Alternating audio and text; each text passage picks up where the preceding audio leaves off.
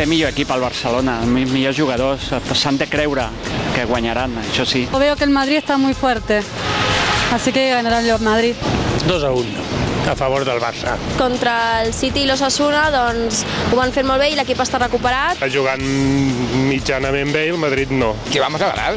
La derrota no la veig. No la veig perquè el Barça es creix amb els rivals forts. Serà competitiu, que serà una mica complicat per tots dos. Estan superanimats degut a que van guanyar l'altre dia contra l'Osasuna. Té probabilitats de guanyar, però el Madrid està bastant bé. Potser té algun problema. Cap amunt, hem de tindre fe. Igual que el nostre senyor té fe, doncs això igual.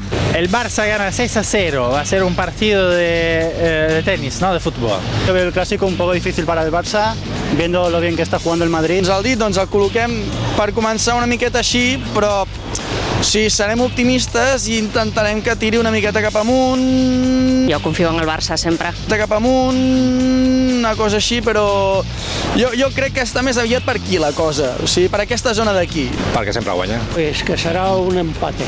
Si volen poden. Igual, el Barça guanyarà perquè és millor. Perquè és el meu equip. Se ha rehecho otra vez y vamos a por todas. El Barça sempre guanya quan no perd.